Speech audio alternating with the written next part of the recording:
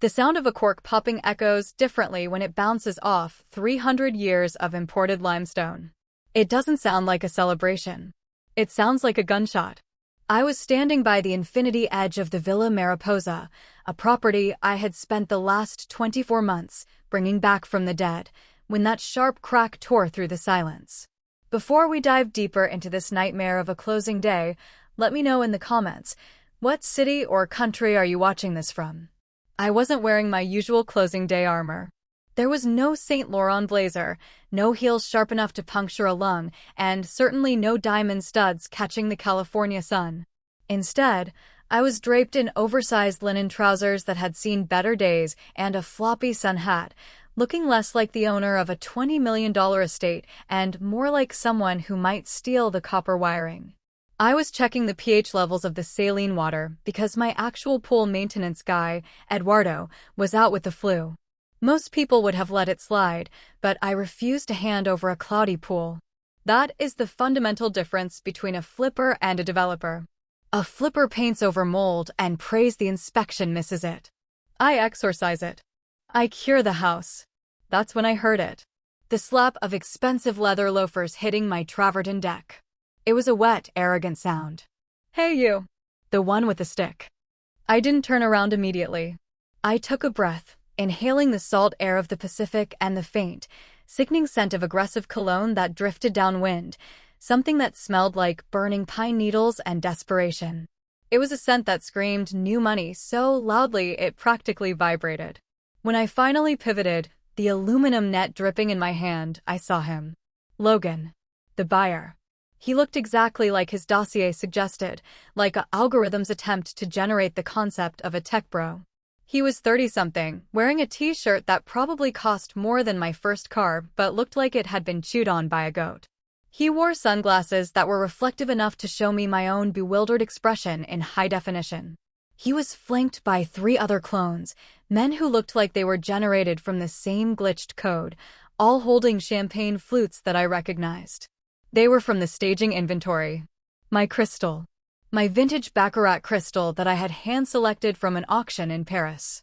"Clean the pool, girl," Logan laughed, gesturing with a glass that was dangerously close to spilling sticky Krug Grande Cuvée onto the porous stone. "This house is sold. Get lost after you get those leaves out. We got a vibe to curate here." I lowered the net slowly. The water dripped onto my sandals, counting down the seconds of my patience. "Excuse me, the leaves," he said, speaking slowly, enunciating every syllable as if I were a malfunctioning Roomba that needed a firmware update. "Scoop them. Then vanish. My guests are arriving at 6. I want this place looking like a render." He turned back to his friends, already dismissing my existence. To him, I was just part of the landscaping, a biological robot designed to facilitate his comfort. "Can you believe the acoustics out here?" he shouted to the guy in the fedora, a fedora in 2024. "We're going to put the DJ booth right over the water. It's going to be sick. The bass is going to rattle the teeth of everyone down in the cove." I stood there gripping the aluminum pole of the skimmer net until my knuckles turned the color of raw dough. This man was technically 3 days away from owning this house. The wire transfer was pending. The title company was preparing the binder. In his mind, he was already the king of the castle. In my mind, he was a barbarian at the gate, wiping his muddy boots on the silk tapestries. It is funny how people assume that because you are doing manual labor, you are invisible. I have sold properties to tech moguls, oil barons, and silent movie stars. The one thing they all had in common was a basic fear of the person holding the keys. They understood the hierarchy of access. Logan had no fear. He had unearned confidence and a crypto wallet full of Ethereum that fluctuated more than his mood. "I think there is a misunderstanding," I said, keeping my voice level. It is a tone I perfected during my divorce, a specific frequency that usually shatters glass and ego alike. "The property hasn't transferred possession yet. Strictly speaking, you are not supposed to be here without an agent." Logan spun around, lifting his sunglasses to rest on his forehead. He looked me up and down, sneering at my linen pants, my lack of makeup, the smudge of potting soil on my cheek. He didn't see Catherine Vale, the developer who owned half the hillside. He saw a nuisance. Possession, he mocked, making air quotes with his free hand. Babe, the money is in the ether. It's done. I'm just getting a head start on the renovations. Now, are you going to clean the pool? Do I need to call your boss and tell him his cleaning lady has an attitude problem? One of his friends, the fedora guy, snickered into his champagne.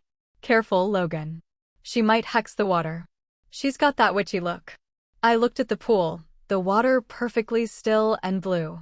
I looked at Logan, his skin flushed with day drinking and arrogance. I looked at the champagne glass, leaving a ring on the outdoor kitchen counter I had custom milled in Italy from a single slab of Carrara marble.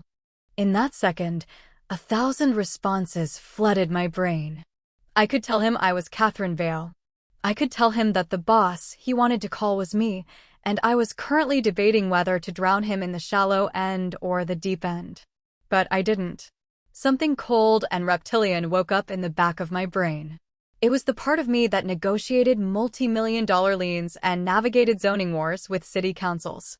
It was the predator that had been dormant since I finished the renovation.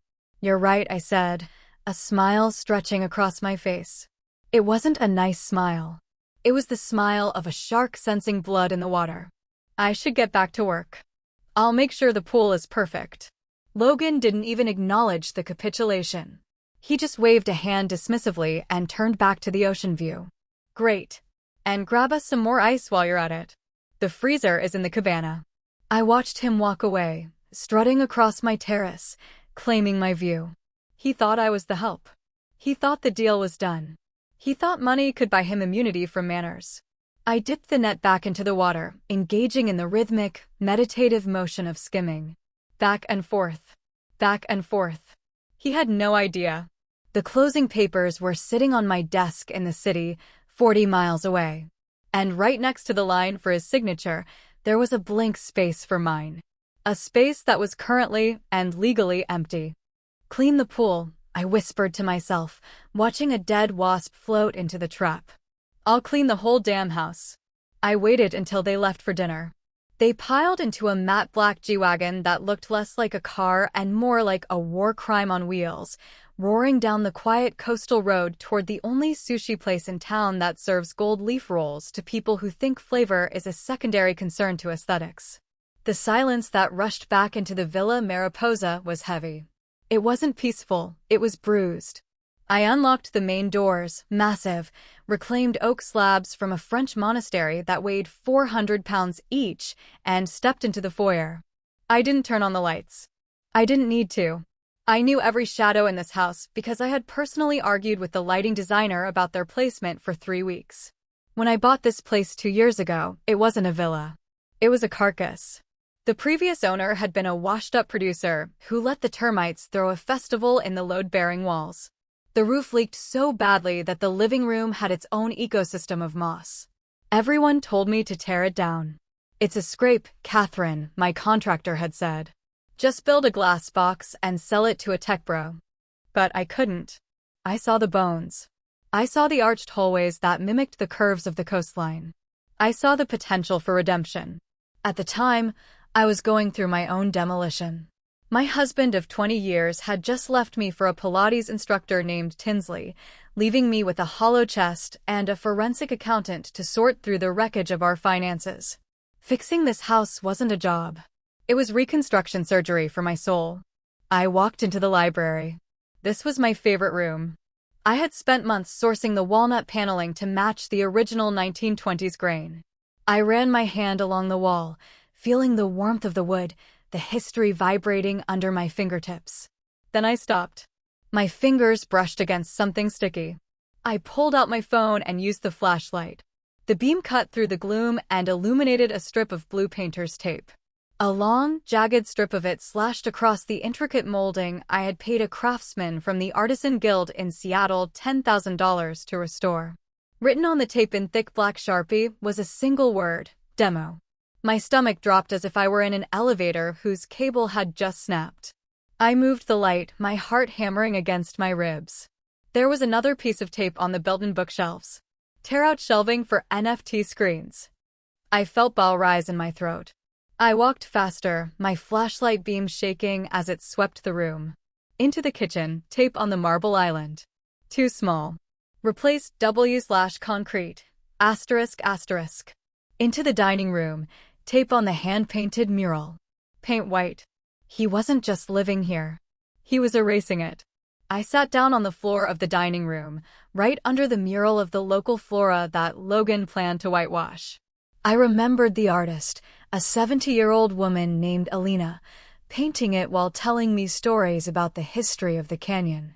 I remembered sanding these floors on my hands and knees at 2 a.m., crying because I couldn't figure out how to be single at 45, sweating through my clothes, feeling the sawdust mix with my tears until I looked like a ghost.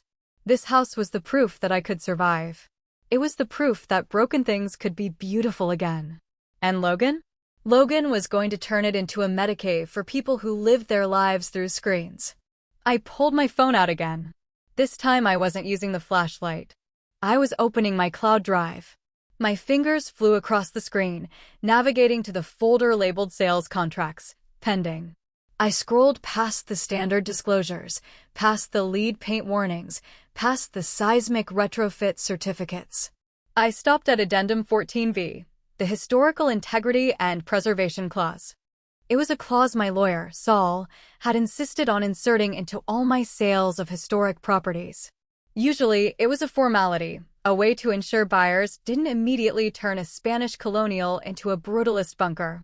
It gave the seller, me, the right to cancel the escrow unilaterally if the buyer demonstrated intent to cause irreparable structural or aesthetic damage inconsistent with the property's heritage prior to the close of escrow. Most buyers didn't even read it. Logan certainly hadn't. He probably saw the page count and told his assistant to just sign the thing. I read the text again, the legal jargon soothing my racing heart. Sole discretion of the seller up to and including the moment of final title transfer. The tape on the wall seemed to glow in the darkness. Demo. Okay, Logan, I whispered to the empty room, my voice sounding strange in the hollow space. You want a demo? Let's see what happens when we demo the deal.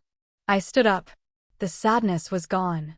That heavy, weeping feeling in my chest had evaporated, replaced by a cold, hard geometric shape, a diamond of pure rage. I wasn't the pool girl anymore. I wasn't the divorcee trying to put her life back together. I was the executioner. And I had a lot of paperwork to do. My office in the city is the antithesis of the villa. It is high up, glass-walled, and sterile. It smells like espresso and expensive toner. It is where Catherine the developer lives, a woman who is rumored to have ice water in her veins and a calculator in her heart. I was at my desk by 7 a.m. the next morning. On the mahogany surface lay a single manila folder reading 1200 Ocean Drive, closing documents. To the right of the folder was my computer screen displaying my business banking portal. A pending incoming wire transfer for $14.5 million sat in the queue. It was glowing green, seductive, and heavy. That was the profit. That was the retirement money. That was the go to Tuscany and never look back money. All I had to do was pick up the Mont Blanc pen sitting next to the folder and sign 3 times. Catherine? I looked up. Danny, my assistant, was standing in the doorway. Danny is 24, wears vintage band t-shirts under her blazers, and can find out a person's social security number, blood type, and deepest regret in under 10 minutes using only Instagram. She looked worried. She was holding her iPad like a shield. What is it, Danny? Did the title company call? No, she said, biting her lip. I saw you were reviewing the Ocean Drive file. I think you need to see something before you sign. She walked over and placed the iPad on my desk. It was a screen recording of a live stream. The timestamp was from last night. The video was shaky, vertical format. It was Logan's face close up, pores and all. He was clearly drunk, holding a bottle of tequila in the library of my house. Yo, what's up, crypto kings and queens? Logan yelled into his phone. The audio was distorted, clipping with his volume. Welcome to the future HQ of Alphabet. I just bought this dump from some old lady for pennies. I felt a muscle twitch under my eye. Old lady. Check this out, Logan continued, spinning the camera to face the antique fireplace, a 17th century French limestone mantel I had imported crate by crate. See this old rock? Ugly, right? We're going to sledgehammer this garbage tomorrow. Going to put a floor-to-ceiling LED wall here. Streaming charts 24/7, baby. He kicked, literally kicked, the base of the mantle. A cloud of ancient dust puffed up. And don't worry about the neighbors, he laughed, winking at the camera. I already paid off the HOA president. We're going to turn this place into the Playboy Mansion 3.0. No rules, no limits. If the walls could talk, they'd say, "Help me, Logan, I'm boring." Well, Daddy's home. The video looped. Asterisk, Daddy's home. Daddy's home, asterisk. Danny watched me. She knows my tell. When I am angry, I don't yell. I go very, very still. He called it a dump, Danny whispered. He called the Villa Mariposa a dump. He called me an old lady, I corrected, my voice barely a whisper. And he kicked the mantle of St. Louis. I looked at the wire transfer on the screen. $14.5 million. It was a lot of money, but I had money. What I didn't have was patience for vandals and Gucci slides. Danny, I said, leaning back in my chair. Get Saul on the phone. Tell him I have a question about the definition of material breach of contract. Is the deal off? She asked, her eyes widening. Not yet, I said, picking up the pen and tapping it rhythmically against the unsigned signature line. He wants to throw a party. Let's let him throw the party. He wants to play daddy? Let's show him who the matriarch is. I stared at the frozen frame of Logan's sneaker connecting with my limestone. I want everything on him, Danny. Permits, previous lawsuits, credit history, rumors, DMs. If he jaywalked in 2012, I want to know about it. And get me the guest list for this housewarming he's throwing. Danny grinned. It was a vicious, delightful look. He's using an event planner, I know. I can have the list in 5 minutes. Good, I said. And Danny? Yeah, boss. Cancel my nail appointment. I have a pool to clean. The guest list arrived in my inbox 20 minutes later, courtesy of Danny's network of terrifyingly efficient Gen Z spies. It wasn't just a spreadsheet, it was a dossier of the worst people on the internet. I scrolled through the rows on my monitor, the blue light reflecting in my eyes. The names were a parade of digital narcissism. Crypto Chad with 2 million followers, Bella Vibes from the TikTok hype house, and someone calling themselves the Wolf of Wall Street, not the real one, obviously, but the knockoff version who sells courses on dropshipping. There were over 100 names. The sponsors column was equally nauseating, a sketchy energy drink company known for causing heart palpitations and an even sketchier offshore gambling app. But what caught my eye wasn't the attendees or the sponsors. It was the notes column on the far right, clearly written by Logan's personal assistant for the event security staff. I scanned the rows until I found my own name, or rather, the absence of it. There was a specific instruction highlighted in bright, aggressive red, asterisk security note. If the decorator lady, Catherine, shows up, keep her away from the VIP area. She's a buzzkill. Alert staff to direct her to the service entrance. Do not let her talk to investors, asterisk. Decorator lady. I felt a cold, sharp laugh bubble up in my chest, though it didn't reach my lips. I have developed 3 entire city blocks. I have revitalized historic districts that the city council had left for dead. I have been featured in Architectural Digest twice, once for a project that required helicoptering and materials to a cliffside. And to Logan, I was just the decorator lady who picked out the throw pillows and made sure the curtains matched the rug. My phone buzzed on the mahogany desk, vibrating against the grain. It was Saul, my lawyer.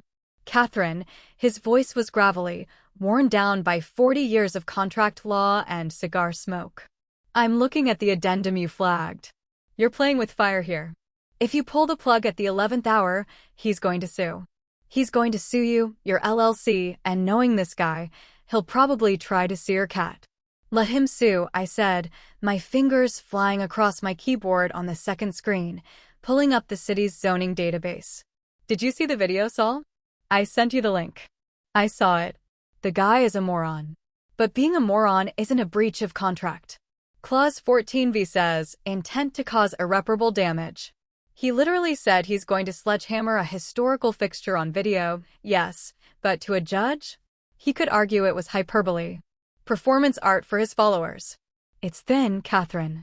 Saul, Look at your email right now, I cut in. I found something else. While waiting for the guest list, I had been digging through the city's permit portal. There was a recent application filed under the address 12200 Ocean Drive. It wasn't filed by me. He filed for a permit? Saul asked, the sound of clicking keys coming through the line. Filed 3 days ago by Alphabet Holdings. Structural modification and demolition of non-load-bearing heritage walls. I took a breath, letting the implication land. Saul, look at the applicant's signature. There was a pause. A long, heavy silence that I savored. He claimed ownership, Saul said slowly, his tone shifting from cautious lawyer to shark. He signed as the owner on a government document to expedite the review process. He doesn't hold the title yet. That's fraud, I said. That's perjury on a municipal application. Well, Saul chuckled, a dry, dusty sound. That changes the texture of things. That's not just a breach of contract. That gives us the nuclear option. It gives us leverage. I don't just want leverage, Saul. I want a show. Catherine, don't do anything dramatic. Just let me send the courier with the cease and desist. We can lock this down by Monday. The letter won't stop the party tonight, I said, staring at the frozen image of Logan on my iPad, his foot resting on my limestone mantle. He's got 100 influencers coming to trash my house. If I cancel remotely, he destroys the place out of spite before the sheriff gets there. I know his type. He's a toddler with a black card. I need to be there. Catherine, Saul warned. Draft the void notification. Put it in a sealed envelope. Give it to me.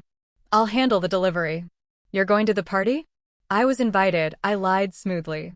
Well, the decorator lady was told to use the service entrance. So, I think I'll do exactly that. I hung up before he could argue. The plan was crystallizing in my mind. It was dangerous. If I messed this up, if I lost my cool without the proper legal footing, I could lose the sale and get countersued for bad faith dealing. But the image of that blue tape slashing across my walnut walls was burned into my retinas. I walked over to the closet in my office, the one where I kept a change of clothes for muddy site visits. I pushed past the silk blouses and the structured cashmere coats. I reached for the back, pulling out a pair of generic, ill-fitting beige work pants and a navy polo shirt that said staff on the breast pocket, a leftover from a charity gala I had organized last year. I held the outfit up against the floor-to-ceiling window. The city skyline reflected in the glass, a world of steel and ambition. Time to suit up, I whispered. I arrived at the Villa Mariposa at 3 p.m., well before the guests were set to descend. The transformation of the property was horrifying. The serene, winding driveway was clogged with catering trucks and aggressive vans. Huge, ugly speakers were being rigged up on the lawn, heavy black cables snaking through my lavender beds like pythons, crushing the delicate purple blooms. A banner was draped over the front entrance, obscuring the custom ironwork, Logan's launch pad to the moon. I parked my Range Rover 3 blocks away, hidden behind a thick hedge of bougainvillea, and walked up the hill. I had my hair pulled back in a severe, messy bun, strands deliberately left loose to look frazzled. I wore the beige pants, the staff polo, and a pair of oversized, cheap sunglasses. I carried a clipboard. If you carry a clipboard and walk with purpose, no one questions you. It is the universal passport of the invisible working class. I slipped through the side gate, the service entrance I was supposed to use. The air smelled of roasting pig, a spit roast was being set up directly on the tennis court, and anxiety. Event planners were screaming into headsets. "Where is the ice sculpture?" one woman yelled, her face red. "Why is the ice sculpture melting? It's supposed to be a dough coin, not a puddle. Get the dry ice." I kept my head down, weaving through the chaos. I made my way to the pool terrace. Logan was there, naturally. He was shirtless, his skin glistening with tanning oil, barking orders at a crew of guys who were installing a floating platform in the center of my infinity pool. "Careful with that," Logan yelled. "That platform needs to hold the dancers. If they get wet, I'm not paying you." He turned and saw me. For a second, my heart hammered against my ribs. I thought he recognized me as the seller, the woman he'd sat across from in a conference room 2 months ago. But the sunglasses and the beige pants did their work. He didn't see Catherine Vale, the developer. He saw a silhouette of servitude. Hey, pool girl. I stopped.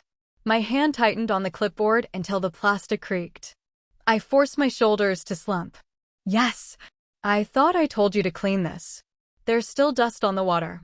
I looked at the pristine surface of the saline pool. It was flawless. It's surface tension dust, I said, the lie rolling off my tongue with scientific confidence. If I skim it now, the chemicals will imbalance and turn the water green within an hour. He stared at me blankly.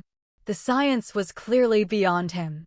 Whatever, he grunted, waving a dismissive hand. Just make it look wet and expensive. And hey, go tell the bar staff inside to start opening the Magnum bottles. We need them breathing. I nodded. Of course. Any particular vintage? The big ones, he said, turning away to check his reflection in the sliding glass door. The ones that look good on camera. I walked past him toward the house, my blood running cold. As I passed the outdoor kitchen, I saw the catering manager, a woman I recognized named Alina. I had hired her for my own firm's holiday party 2 years ago. Alina looked up, saw me, and her eyes went wide. She started to say, Miss Vale. I pressed a finger to my lips instantly. Shoo. Alina froze. She looked at my outfit, then at the chaos around us, then back at my face. She was a professional. She understood instantly that a game was being played. Can I help you with the inventory? She asked, improvising perfectly. I leaned in close, dropping my voice to a whisper. Alina, listen to me carefully. Do not prep the wine room. The vintage collection in the cellar, keep it locked. Serve the catering wine. Serve the swill he brought. But he ordered us to open the 1982 Petrus, Alina whispered, looking terrified. He said if we didn't have it open by 6, we were fired. He doesn't own the 1982 Petrus yet, I said calmly. And he never will. Keep the cellar locked. If he asks, tell him the key broke inside the lock. Tell him I have the spare and I'm en route. You're staying? Oh, I'm staying, I said, glancing back at Logan, who was now taking a selfie with the roasting pig. I have a front row seat. Ms. Vale, Alina whispered, a small, conspiratorial smile appearing. They are drilling holes in the travertin for the DJ booth. I know, I said, my voice hardening. Don't worry. The bill is going to be astronomical. I walked into the house. It was cool and dark, a sanctuary from the noise outside. But the peace was an illusion. I could hear the bass testing outside, asterisk thump, thump, thump asterisk, like a headache trying to break down the door. I went to the library. The blue tape was still there. Demo. I reached into my bag and pulled out the envelope Saul had given me an hour ago. It was heavy, cream-colored paper with a wax seal. It looked like a wedding invitation, but inside was a funeral notice for his dreams. I placed it inside the drawer of the antique desk in the corner, hidden but ready. Enjoy the party, Logan, I whispered to the empty room. It's going to be a short one. I retreated to the servants' quarters, a small, tasteful studio above the detached garage that I had originally designed for a live-in housekeeper. It had a direct view of the main house and the driveway. It was my command center. The sun began to dip below the horizon, painting the sky in violent shades of bruised purple and orange. The guests started trickling in. My phone lit up. It was Logan's real estate agent, a guy named Bryce who wore suits that were too tight and smiled with too many teeth. Asterisk text from Bryce. Catherine, we need the final countersign on the DocuSign. Logan is freaking out. He wants to flash the deed during his speech tonight. Please send ASAP, asterisk. I typed back slowly, asterisk me, having some scanner issues. The file is corrupt. Resending shortly, asterisk. Asterisk Bryce. He is literally screaming at me. Just take a pic of the signature page and text it, asterisk. Asterisk me, technical difficulties. Stand by, asterisk. I put the phone down. Let him scream. Below me, the noise was rising. A fleet of Ubers and rented Lamborghinis was clogging the driveway. Women in dresses that defied physics and men in streetwear that cost more than my mortgage were spilling out, phones raised, live streaming their entry. I opened TikTok on my burner account. I searched for the hashtag Logan launch. The first video was trending. It was Logan, posted 10 minutes ago. He was wearing a white suit that made him look like a cocaine-addicted televangelist. "What's up, guys?" he shouted over the music, the camera shaking. "We're live from the mansion. Just waiting on the final paperwork from the seller. Some menopausal pool lady who can't figure out how to use DocuSign. Seriously, why do boomers even own property? She's probably trying to find her reading glasses. But who cares? We're in. Possession is 9/10 of the law, right?" He laughed. His friends laughed. The comments rolled in. LMAO, boomer remover, buy her life, Logan, savage. I stared at the screen. Menopausal pool lady. I am 46. I run a $20 million portfolio. I do Pilates 5 times a week, and yes, my reading vision is slipping, but I can still read the fine print better than he ever could. The insult didn't hurt. It clarified. It stripped away the last lingering doubt I had about professionalism. This wasn't business anymore. This was a public service. I was taking out the trash. I checked the time. 7:45 p.m. The sun was down. The party was in full swing. The bass was shaking the window frames of the garage apartment. I stood up and walked to the mirror. I stripped off the beige pants and the polo shirt underneath. I wasn't wearing Spanx. I was wearing a black silk jumpsuit by Alexander McQueen. It was tailored to within an inch of its life. Sharp shoulders, plunging neckline, wide legs that moved like liquid. It said owner. It said goddess. It said run. I let my hair down, shaking out the messy bun into loose, calculated waves. I applied a coat of red lipstick. The shade is called Russian red, but tonight I called it war paint. I slipped into my heels. For inches of steel. I checked the permit printout one last time. Asterisk applicant. Alphabet Holdings. Date. October 14th. Asterisk he had signed his death warrant on government stationery. I grabbed my clutch. I didn't need a key to the main house. I knew the code. I knew the pressure points. I opened the door of the studio and stepped out into the cool night air. The music was deafening now, a thumping techno beat that vibrated in my sternum. I walked down the stairs, the shadows concealing me. I moved toward the main terrace, not as a ghost, but as the haunting itself. It was time to toast the host. The main terrace was a circle of hell Dante forgot to write about. 300 people were crammed onto the stone deck I had painstakingly restored, a undulating sea of bodies illuminated by strobes that cut through the night like seizures. The air was thick, a noxious cocktail of vape smoke, expensive marijuana, and the distinct, metallic tang of cheap ambition. A DJ was spinning on the platform Logan had built over the pool, the bass thumping so hard I could feel it rattling the porcelain veneers of my teeth. A girl in a bikini was fire dancing dangerously close to my drought-resistant lavender beds, the flames licking at the night air, threatening to turn my landscaping into a bonfire. I moved through the crowd like a shark through a school of tuna. I didn't push, I didn't shove. I simply projected an aura of such absolute, terrifying purpose that people instinctively parted. They didn't look at faces here. They looked at follower counts and brand labels. Since I wasn't holding a gimbal or wearing a lanyard, I was an irrelevant obstacle to them, a glitch in the simulation. "Excuse me," a guy with face tattoos muttered, shoving past me to get to the oyster bar. He spilled a measure of something sticky and orange on my arm. I didn't shove back. I didn't even acknowledge him. I just glided, wiping the residue away with a slow, deliberate motion. I made my way to the edge of the crowd near the French doors leading to the living room. From here, I had a clear view of the stage, the elevated step where Logan was holding court. He was holding a microphone in one hand and a magnum of champagne in the other, looking like a Roman emperor presiding over the decline of civilization. He was shirtless now, his skin glistening with oil and sweat, the white suit pants stained with wine and grass. "Listen up." His voice boomed over the speakers, distorted by the gain. "I just want to say, looking around tonight, this is what winning looks like. Cheers." Whoops. Someone threw a glow stick at him. He caught it, laughing maniacally. "They told me crypto was dead," Logan yelled, pacing the edge of the pool. "They told me I was crazy to buy this place. But look at this. We took it. We conquered it. This is the Alphabet headquarters now."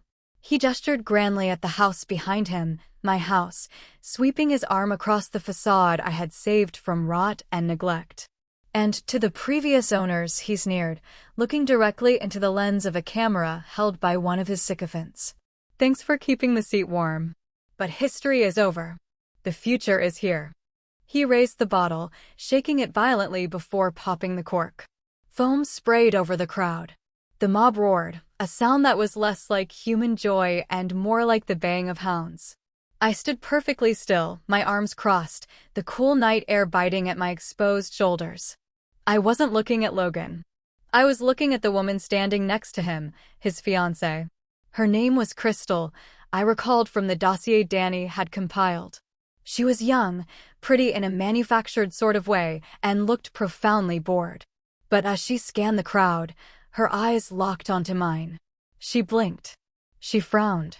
She tilted her head, looking at the McQueen jumpsuit, the razor-sharp tailoring, the way the fabric swallowed the light.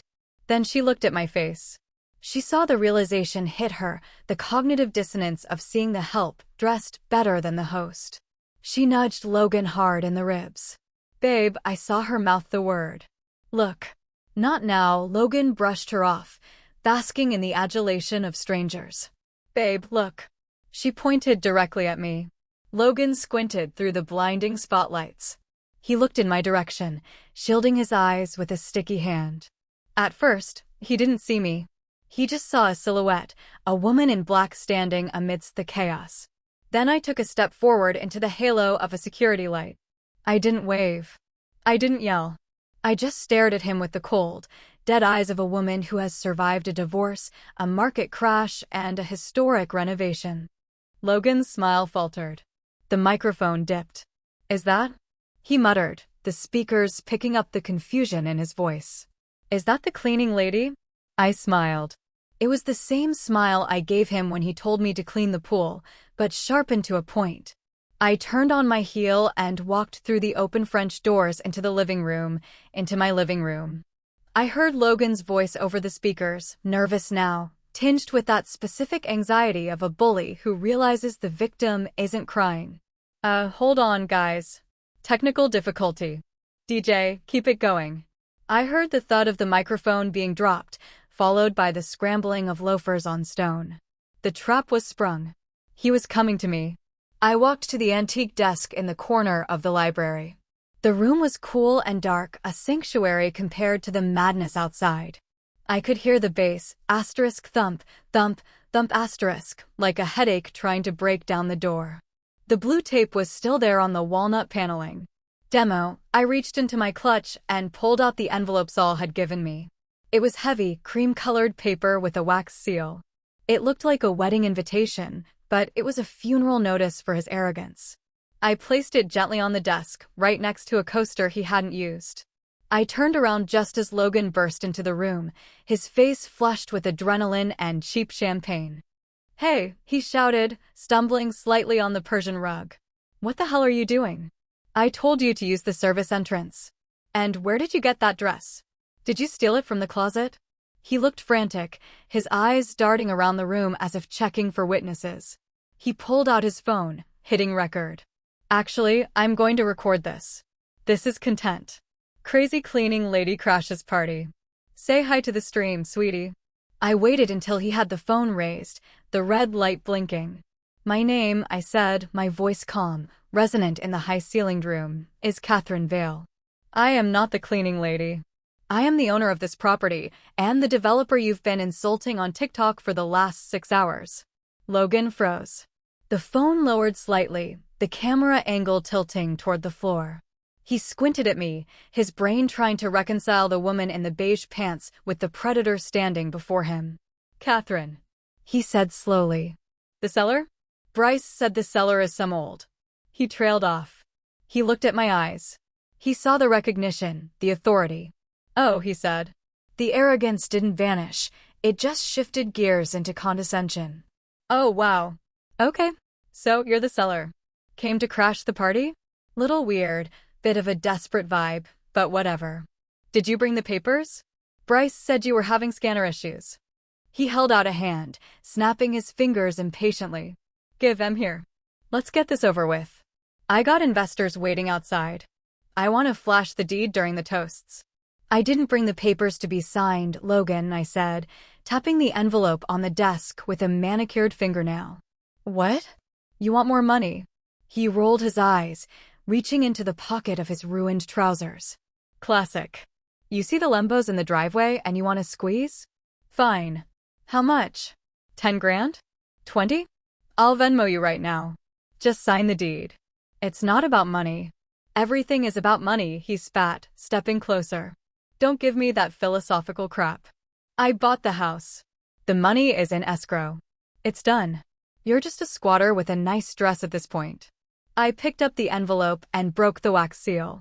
The sound was sharp in the quiet room, like a bone snapping. Actually, I said, sliding the document out, I am the owner. You are the squatter. And you are currently trespassing. I handed him the paper. What is this? He grabbed it, crumpling the edges with his sweaty grip. That is a notice of cancellation of sale based on Clause 14B of our purchase agreement, I said, reciting the words I had memorized in the car. Violation of historical integrity. And, more importantly, notice of breach due to fraudulent permit filing prior to title transfer. Logan scanned the paper, his lips moving as he read. His face went blotchy, a map of red rage blooming on his neck. Clause 14. What? You can't do this. I paid. The money is in the ether. The escrow hasn't closed. I corrected him softly. My signature isn't on the deed. And it never will be. He looked up, his eyes bulging. You crazy. You can't cancel. I have 300 people outside. I have sponsors. This is my launch. It was your launch, I said. Now it's my living room again. And I don't allow smoking in here. He took a step toward me, his fists clenched. The physical threat was there, hovering in the air like static electricity. I'm going to see you into the ground, he hissed. I'm going to bury you. Do you know who I am? I will ruin your life.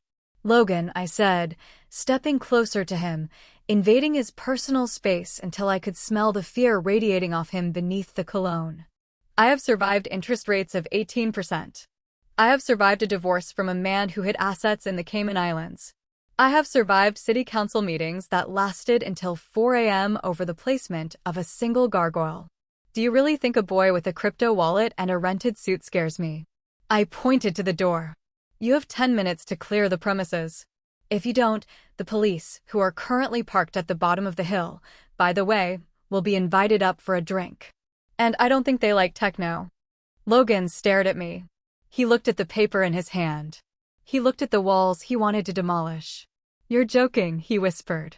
I never joke about architecture, I said. Out of my house. Logan didn't move. He stood there paralyzed by the sheer impossibility of the word no. So, I did it for him. I walked past him, out the French doors and back onto the terrace. The music was still pounding. The girl was still fire dancing.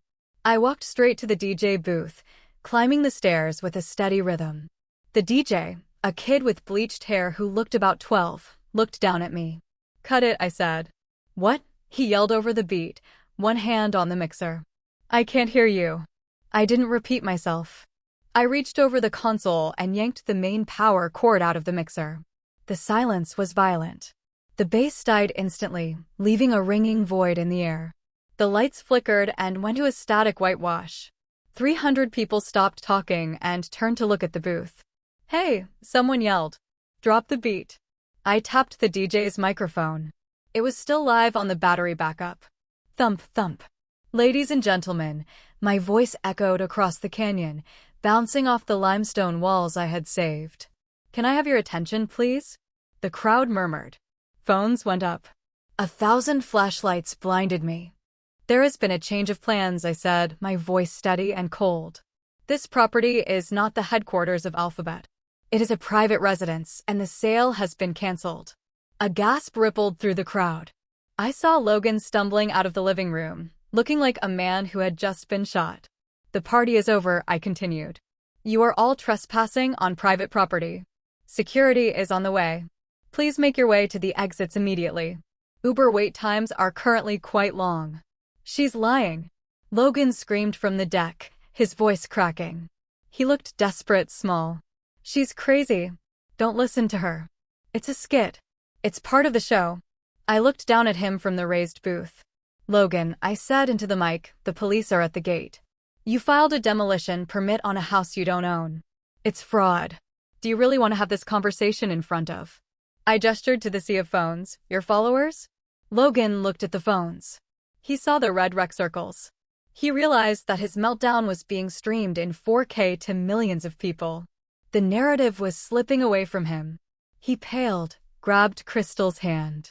We're leaving, he muttered. But babe, the gift bags. Crystal wailed. We're leaving. I watched them go. It was a stampede of confusion. Influencers scurried like cockroaches when the kitchen lights turn on. The DJ packed his gear in record time, terrified of being implicated. The fire dancer doused her flames in a bucket of ice water. Within 20 minutes, the terrace was empty. The silence returned. The real silence. The sound of the ocean crashing against the rocks below. The sound of the wind in the eucalyptus trees. The house seemed to exhale, settling back into its foundations.